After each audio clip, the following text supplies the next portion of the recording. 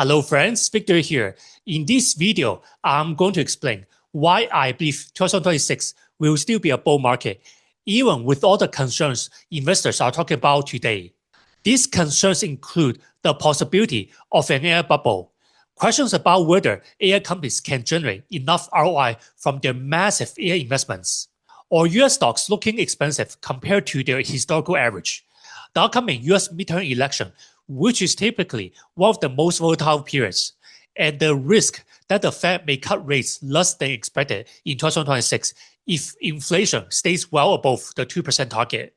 I wanted to make this video because many investors, including myself, want to know whether the current bull market will continue or if we might be heading into a correction soon. Historically, since the 1930s, the average bull market lasts around 5 years, or roughly 1,800 days. The current bull market began in late 2022, which means we're already in the third year of this bull cycle. Of course, every bull market is different. That's why it's very important to understand the main catalysts that are driving the current bull market, so we can estimate when it's likely near the peak. So in this video, I'm going to talk about the main catalysts driving the current bull market and why I believe it will likely continue throughout 2026, even if there are many short-term headwinds along the way.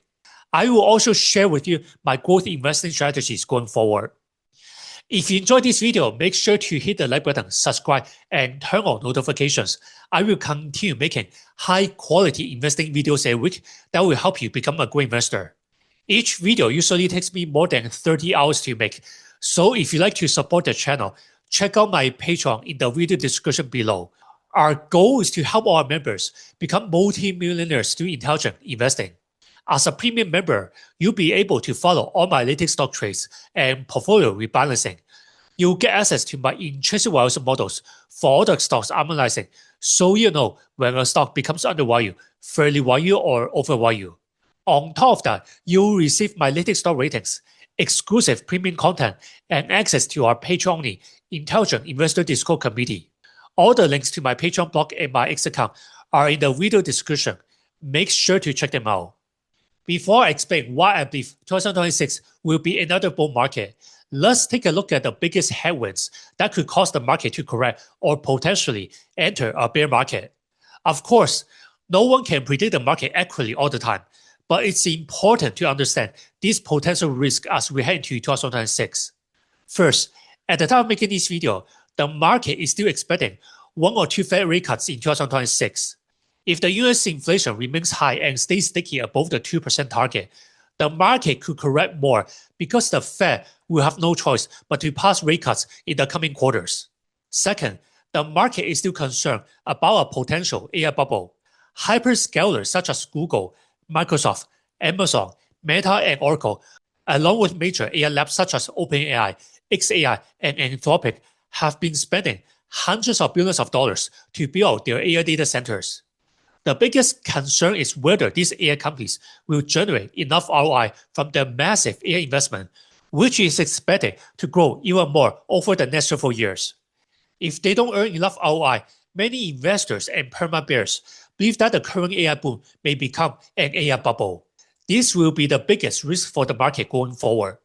Also, the current bull market is largely driven by the mega-cap tech companies' AI spending and strong earnings growth. These mega-cap tech companies have been generating the most revenue and earnings among all the S&P 500 companies. In other words, if the mega-cap tech companies' earnings growth slows down, or if they do not generate enough ROI from their AI spending, it could trigger a broader market correction in the coming months. Third, the ongoing trade tensions and reciprocal tariffs between the US and China will continue to affect the market. If both countries decide to escalate their trade war again, the market will likely correct. And fourth, the US will enter a midterm election in 2026. Historically, markets tend to be more volatile leading up to midterm elections because investors do not like uncertainties. However, the market often rallies after the election because the political landscape will become more stable and predictable for the following 2 years. Having said that, I believe 2026 will be another bull market because of several major growth catalysts. This is my base case scenario. First, the US Fed is expected to continue cutting rates at least once in 2026. Whenever the Fed lowers interest rates, almost all US companies benefit because borrowing costs will decrease and many businesses can take on more debt to finance their growth. Second, according to FactSet, Bloomberg, RBC, and several other research firms, S&P 500's earnings are projected to grow in the low teens to mid-teens throughout 2026. As long as the US economy remains strong and the S&P 500 companies' earnings continue growing at around low to mid-teens, we can expect that the bull market to continue in 2026. Now, this is assuming no other unexpected macro headwinds. Third, US hyperscalers and the largest AI companies are expected to increase their capex and AI spending much more in the coming quarters because they still need far more computing capacity for internal workloads and to meet higher customer demand. This will benefit many companies that are involved in building massive AI data centers in the US and around the world. Fourth, the enterprise AI market is expected to grow substantially over the next several years. Many large enterprises, businesses, and governments are starting to use AI to automate tasks, replace certain jobs that are not essential, reduce operating costs, and improve productivity. I'll talk more about this later on. Of course, we also need to look at the market's overall valuation. As long as the market is not extremely overvalued like it was during the dot-com bubble, I expect the current bull market to continue throughout 2026 because of the major growth catalysts I just mentioned. Now let's go over the major growth catalysts in more detail. According to conventional wisdom, most investors are taught to simply buy and hold the S&P 500 for the long term. Why? It's because the S&P 500 is considered the best equity index in the US. It is well diversified across many sectors. You can invest in it without needing to pick individual US stocks, and most fund managers fail to outperform the S&P 500 over the long run. If you don't have the time or expertise to research individual companies, it makes sense to keep buying and holding the S&P 500 for many years so your portfolio can gradually grow over time. However, there's a major problem when you invest in the S&P 500 index. Most companies in the S&P 500 are average businesses with low or decent growth rates. Only a handful of companies are truly outstanding and consistently generate the most profits and drive the majority of the index growth each year. For example, if you had bought the equally weighted S&P 500, you would have underperformed the regular market cap weighted S&P 500 over the past 10 years. Because equal weighting gives the same importance to great businesses, average businesses, and mediocre businesses. But if you have focused on buying the largest 10 companies in the S&P 500, you have significantly outperformed the regular market cap weighted S&P 500 over the past 10 years. So why is this the case? The main reason is that the top 10 largest companies are typically the best and most profitable businesses with massive economic moats. As a group, they generate the most value and the most profits each year. So it makes sense that they tend to outperform the S&P 500 by a wide margin in the long run. Moreover, in recent years, the largest top 10 companies in the S&P 500 have been mostly mega-cap tech companies with significant exposure to AI. For example, at the time of making this video, the top 10 companies are NVIDIA, Apple, Google, Microsoft, Amazon, Broadcom, Meta, Tesla, Berkshire Hathaway, and Walmart. Only Berkshire Hathaway and Walmart are not tech companies. According to recent estimates from RBC and Bloomberg, the IT sector's earnings growth is expected to be much higher than the overall S&P 500 and much higher than the rest of the S&P 500 sectors over the next several quarters. In other words, mega-cap tech companies such as NVIDIA, Apple, Google, Microsoft, Amazon, Broadcom, and Meta will likely outperform the overall S&P 500 again in the coming quarters because of their stronger expected growth rates. Overall, S&P 500's earnings are expected to grow by around 11.6% in 2025 and about 12.8% in 2026. In other words, as long as the market is not extremely overvalued, the bull market should continue throughout 2026. Similarly, according to recent estimates from FactSet, the IT sector is expected to grow much faster than the overall S&P 500 in 2026. For example, the IT sector's earnings growth is projected to be slightly above 25%, while the S&P 500's overall earnings growth is expected to be closer to 15% in 2026. This means the mega-cap tech companies will likely outperform the broader S&P 500 again in 2026. Right now, the current bull market is mainly driven by the AI boom and the mega-cap tech companies' strong earnings. As long as the hyperscalers and major AI companies continue building out their AI infrastructure, releasing much smarter AI models, and generating higher ROI over time, the bull market should continue for at least one more year. According to this forecast from NVIDIA, management expects that annual AI infrastructure spending to grow at a 40% CAGR between 2025 and 2030, eventually reaching 3 to 4 trillion a year by 2030. This huge AI infrastructure spending includes spending on traditional cloud, private cloud, hybrid cloud, and of course, AI data center build-outs. Now, there are several mega trends behind this massive AI spending over the next several years. First, Moore's law is essentially dead for CPUs. If you follow the semiconductor industry or computing in general, you will know that CPU performance growth has slowed down significantly in recent years.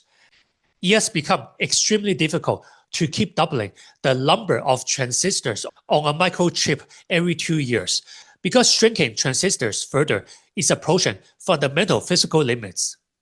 As a result, many tech companies and hyperscalers have been transitioning from general-purpose computing that uses mostly server CPUs to accelerated computing that relies on AI GPUs and rack-scale AI systems to run compute-intensive workloads such as data processing and computational lithography. Second, the largest tech companies are already using generative AI to improve their content recommender systems, search engines, ad targeting systems, and ad generation tools. Third, leading AI labs such as OpenAI, Google, xAI, and Anthropic will continue building frontier AI models and new AI applications. Fourth, agentic AI systems such as coding agents will likely transform many businesses and large enterprises by automating workflows, reducing costs, finding more revenue streams, and increasing productivity. And fifth, autonomous vehicles and air robots will eventually become one of the largest industries. This will create even more demand for rack-scale AI systems. Of course, I cannot predict whether annual AI infrastructure spending will grow to as much as $3 to $4 trillion a year by 2030. But based on what I know, all of these growth drivers and AI megatrends will require a lot more AI data centers and computing capacity in the coming years, because today's AI data centers are simply not enough to meet the growing AI demand and workloads. Interestingly, according to Gartner, enterprise AI has already become the fastest scaling software category in history. For example, enterprise AI grew nearly 7 times in 2024 and is expected to grow around 3 times in 2025. Here's my prediction. I believe the enterprise AI market will become much larger over the next 5 to 10 years because the largest enterprises, businesses, and governments are beginning to use AI to improve their workflows, automate tasks, replace non-essential jobs, and increase productivity. At the time of making this video, almost all hyperscalers, mega-cap tech companies, and leading AI labs are compute constrained. They simply do not have enough compute for their own internal workloads or for meeting customer demand. So once hyperscalers build more AI computing capacity, I believe the largest AI companies such as OpenAI and Anthropic will be able to provide far more AI inferencing services, including coding agents and AI assistants to their enterprise customers. To support all of the AI demand and cloud backlog, hyperscalers are expected to build many more gigawatt-scale AI data centers and increase their AI computing capacity from 7 gigawatts in 2023 to as much as 82 gigawatts by 2034. Similarly, according to these estimates from MSCI and JP Morgan Chase, around 80 gigawatts of computing capacity is already planned over the next several years, and most of it will be dedicated to AI workloads. So as long as AI companies such as OpenAI, Google, and Anthropic, Meta AI, xAI, Alibaba and DeepSeek continue releasing much better and more capable AI models, which will drive even higher AI demand and adoption. The hyperscalers will keep investing in more AI infrastructure to support consumer AI, enterprise AI, and eventually AI robotics. This is why I believe the current bull market should continue for at least one more year. Of course, this is assuming that the market is not extremely overvalued yet. One of the biggest concerns is the market's overall valuation. At the time of making this video, the S&P 500 Shiller P/E ratio, also known as the CAPE ratio, is slightly above 40. This is quite high compared to historical levels. For example, during the dot-com bubble, the Shiller P/E ratio reached as high as 44. I would be concerned if the current Shiller P/E reached as high as 44. Also, the FINRA margin debt relative to the US dollar in circulation is quite high. It's very close to 0.5 right now. This suggests that the overall market is still overvalued compared to historical levels. Here is another useful indicator that can suggest when the market is likely near the peak. It's called the Shiller Excess CAPE yield. This is essentially the S&P 500's Shiller earnings yield minus the US 10-year Treasury bond yield. It measures the real excess return you get from investing in the S&P 500 compared to investing in the 10-year Treasury bond. It shows whether stocks are offering excess returns over Treasury bonds. Here is how it works. If the market is extremely overvalued, like during the dot-com bubble, the excess CAPE yield will typically turn negative. This means the overall market is extremely overvalued and that you're not getting any excess return for investing in the S&P 500 versus simply holding a US 10-year Treasury bond. On the other hand, if the market is greatly undervalued, the excess CAPE yield will be much higher. This indicates that stocks offer higher excess returns over the US 10-year Treasury bond. At the time of making this video, you can see that the S&P 500's excess CAPE yield is quite low at around 1.64%. I believe this suggests that the overall market is still overvalued relative to historical levels. So what's my growth investing strategy going forward? Even though the overall market is likely overvalued, my main investing strategy stays the same. I will keep investing in the best companies that have the strongest fundamentals, great long-term growth prospects, great management teams, large economic moats, increasing earnings, and free cash flows over time. For example, in this account, you can see that I have invested in many outstanding businesses such as TSMC, Google, Broadcom, Nvidia, AMD, Amazon, Apple, Meta, Microsoft, Netflix, and Oracle. They are all market leaders in their industries. Almost all of them have very large economic moats, strong fundamentals, great management teams, great long-term growth prospects, and increasing earnings and free cash flow over time. Some of them, such as TSMC, Google, and Broadcom, have already become multi-bagger stocks after holding them for just a few years. Right now, the only companies that are temporarily down in this account are Netflix and Oracle. I made the mistake of buying them too early, so my plan is to hold them for the long term and wait for them to recover. To reduce risk, I always like to invest in an outstanding business only when it's undervalued below its intrinsic value or fair value. For example, I've been buying more Meta shares recently because I believe the stock is undervalued right now. Meta dipped below its fair value in recent weeks after management said that the company will significantly increase its AI spending in the coming quarters. I'm not concerned about this dip because Meta's core advertising and social media business still has very strong fundamentals and great long-term growth prospects.